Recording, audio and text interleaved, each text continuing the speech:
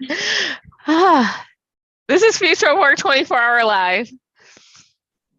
And And Mindy today. Hello, everyone. Thanks for joining us. Yeah, thank you everyone for joining us. Just a little crazy dealing with technical difficulties still, as we're very global. So how we manage our community and making this stuff happen creates different complications. So we'll work through that and figure out how can we do this in a safe way. But we're excited to have Mindy for And this. kudos to you for staying with it, and being persistent, and generating that this would happen today. Thank you. Thank you. So, Mindy, we're trying to talk about unimagined possibilities. What are you unimagining right now?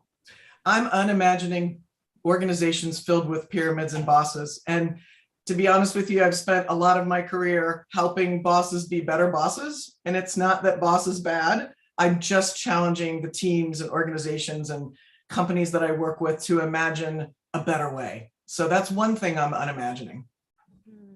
Good way to think about it. For me, as I like to say, is that I don't have a boss. I don't want to have a boss. And when I work with others, I still don't have a boss. I'm happy to partner with leaders. Yeah. And that's the way that I look at different things, is that we want people to lead. And leading is not a title. Leading is like everyone can be a leader, no matter what their salary is and positions in organizations. And that, how do you want to lead? Well, I was just going to say, April, I built on that in my mind of what I really go for in organizations when I was a leader, when I was not a leader, when I was a consultant or coach, is partnership. I think what I hear in what you sharing is true partnership. Mm-hmm. I have something to bring and offer. And if I create the space for you to bring what you bring and offer, we can create something together that was not possible with either one of us, right? The wisdom of the collective is always superior to the wisdom of one. And I've seen that play out in organizations that really coalesce and produce and create and evolve. I'm curious, do you see that as a bossless organization or a leaderless organization, or rather this paradigm that everybody is a leader in some sense? I mean, if we talk about accountability and initiative and some of the traits that come to mind when we think of good leadership, right? So it's a bit contrasting in that sense, don't you think? Yes, absolutely. Because what are we a boss to? Like, what's our accountability to? What I think I've experienced in my career, Hamza, is a lot of people have lost perspective on who we're accountable to, right? Are we accountable to each other? Absolutely. Are we accountable to the organization? Absolutely. Are we accountable to the customer? Absolutely. And when I work with organizations who are struggling with burnout and we've got too much to do, and I'm thinking the antidote to that is team and collective. And part of it is the things that we're solving now are so much more complex than the things that we were solving with our legacy organizations designs, right? Organization pyramids were designed for machines and efficiency, and that's good. And that's great. And from a human perspective, it's complete. And so I believe in leaders everywhere. And some people hear that, some people that I work with hear that and go, well, who's in charge? And I'm like, the customer, who you're serving. And in charge of what? Let's define that. And let's not worry about who's in charge and where power and control dynamics are. Let's figure out what we're about. Just like this morning, right? April stayed with it. There was a problem to solve. If there was help she could have sought, she would have. And she just made it happen. So that can happen. And that can happen at scale. Yeah. It may be messy and not perfect, but it can happen. We'll see what the outcome is after it happens. But that's whatever fair. happens, the only thing that could, and that we'll slowly improve and make micro improvements as we start this new journey of going live. And I'm comfortable with that. And, I don't sweat it.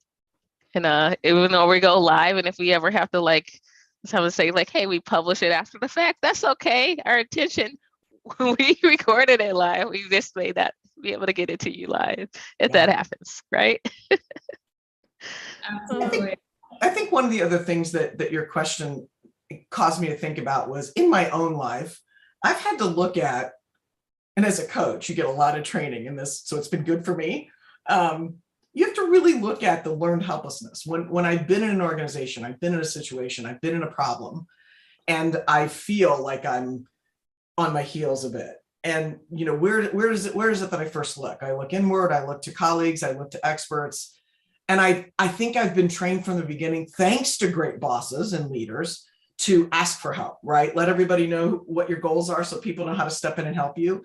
So I didn't get some of that early programming that, the bosses are who thinks and the workers are who do, or hoard information and don't ask for help because you'll look weak or whatever. I kind of missed those lessons, and I'm grateful because I haven't had to unlearn them, but I'm surprised at how many people I'm still sort of sharing that wisdom and knowledge and challenge with. So rather than a path of learned helplessness, what is it that I can create, and who can I work with on that journey? Because I'm not alone. So that's just something else that your question caused me to think about. Yeah, a lot of it is like unlearning. I remember one of my friends' like daughter, she was looking for like, hey, what do I do? She's like, I want to be a boss. And I'm like, why? She's like, so I could tell people what to do. People have been telling me what to do forever. I'm thinking like, did you like that? No, no. I'm like, so why would you want to do that to others? Yeah. Well, what had you want to repeat that cycle? Yeah, great question. What'd she say? She's like, yeah, it made her think, right? To like to explore like, oh, how they want to add value to the world differently. Yeah. And that like we don't have to repeat the cycle of oppression on others.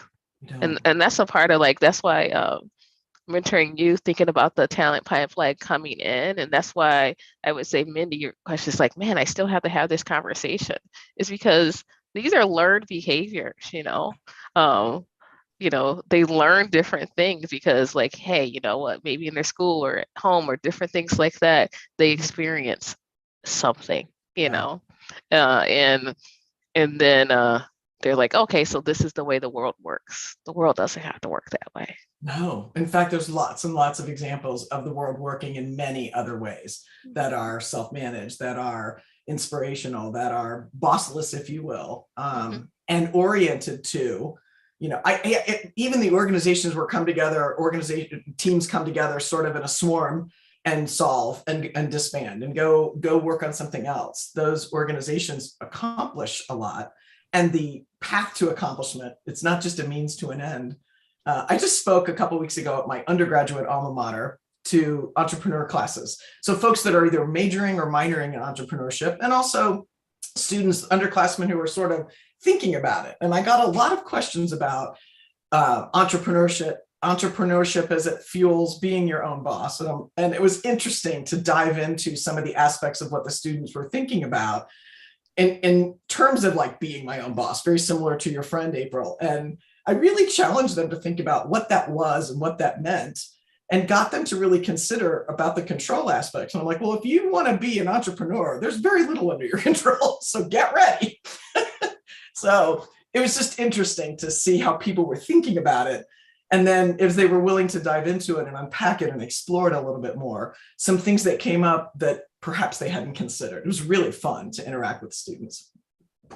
So Hamza, I'm curious too, as you play a lot in the startup place, like how are you helping support something different emerge so that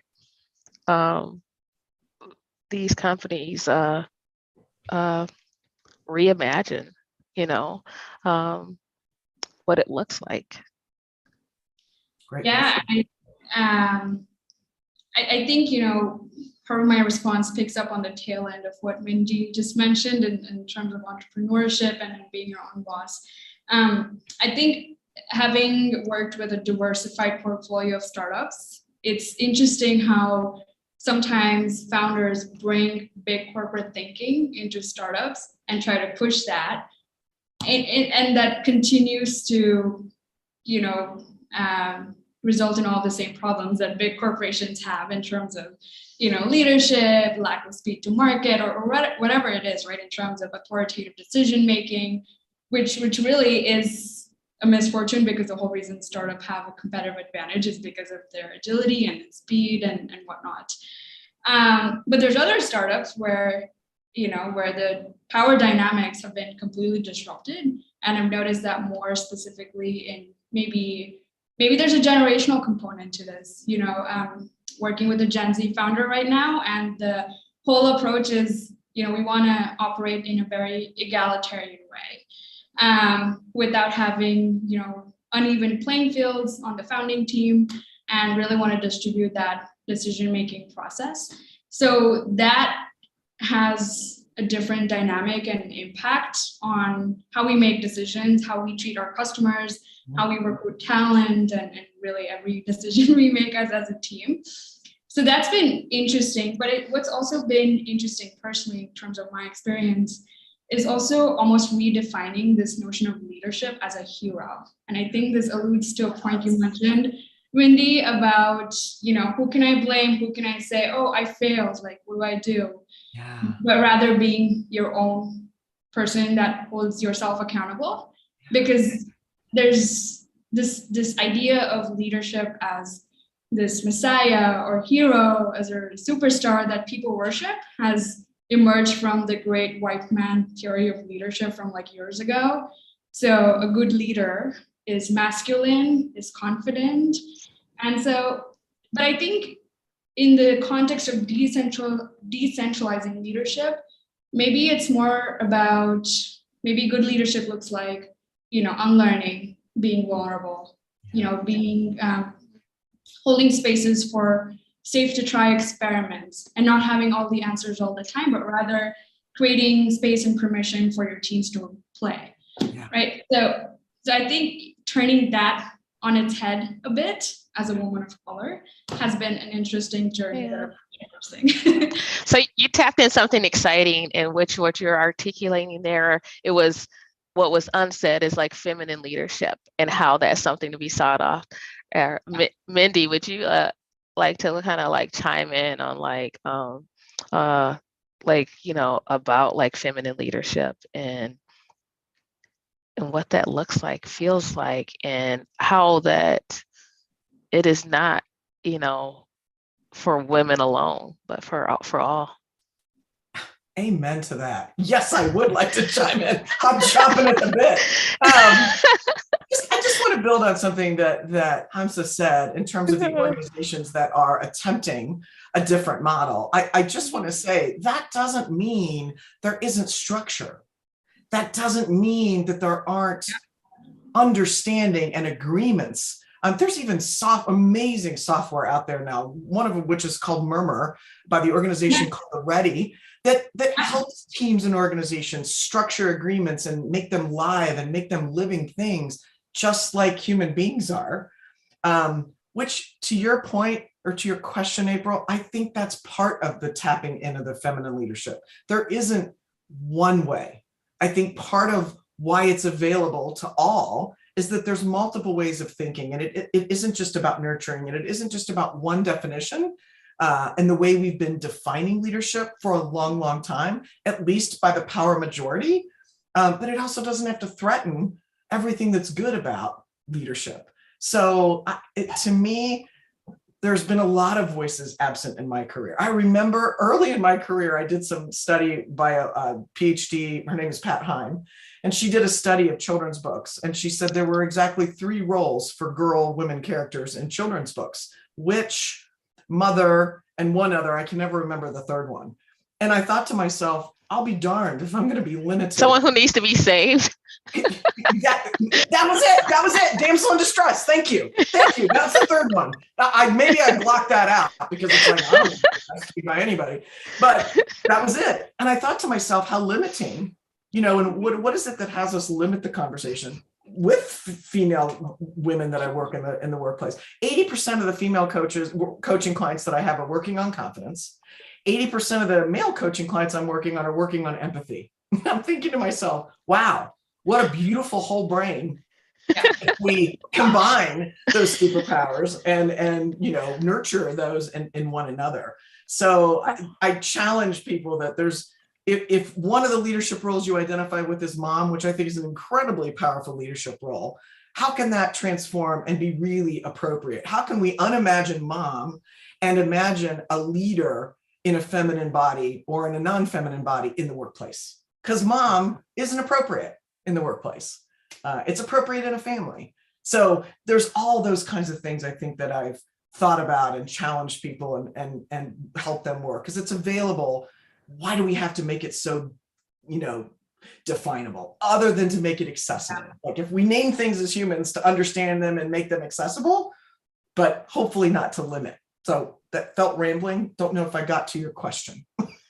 Wow, like you did. And I'm so sad that we're like, it's time to go. Just like, because literally I can talk to you forever. I think we can talk to you forever. So maybe we should like close by just saying, like, what are you taking away from this short conversation, which we need to have another, Mindy? I would love that. That I've found, I'm continuing to find my tribe, right? People that not just because they're like-minded, but because they're in the work, right? To quote our wonderful Brene Brown, you don't get to comment unless you're in the arena getting your butt kicked. And I love that I'm continuing to meet more and more people that are in the arena, reimagining organizations for our next level, right? We're next. And so I'm thrilled to find company with the two of you and whoever's out there streaming to go do this work together. That's what I'm taking away. A lot of optimism. Yeah. Hamza, what about you? I think that ties nicely with what we set out to achieve with the team Unimagined Possibilities. It's, given the state of the world today, what we need is togetherness and communal, learning and experimentation. And to go, there's this old African proverb, right, that I'm sure everyone's heard, which is to, if you want to go fast, go alone. But if you want to go far, go together. Yep. So I think that really is the foundation for having these discussions and co-creations. And that's what I'm taking away, in that we need to do it, but we don't need to imagine solo. Yeah. We can dream together and see what that sparks and where that takes us. Let's explore together. Love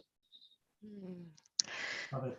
What I'm walking away with, just more things that I want to dialogue about. And hopefully we can do this at the Future for 24 Hours coming up. And that is like looking at mom, like unlearning the idea of like moms at work, and that the negative perception around that, and just seeing all that positive things as that idea of a mom in our organizations and things, and just how much power it is to it. Like Mindy, you really like made me like, ooh, let's explore that. I want to dive in to see like, is this something we're gonna unlearn some different things that I think traditionally we have to constantly unlearn, like where our femininity is the power in it, because so I'm excited to explore more and continue conversations around that. I'm in. I'm kind of giddy about that. So for those who are watching, we are broadcasting on YouTube, Facebook, LinkedIn, Twitter, and we're so excited to do so. And we're excited to continue the conversation with Mindy, because Mindy's planning on being at our event. And okay. I can't wait for that. Stop by that and offering. Cannot wait. It's going to be fantastic. I'm here. Thank you, everyone. Thank you, ladies. Thanks, everyone, for listening. Bye-bye. Go out and change something.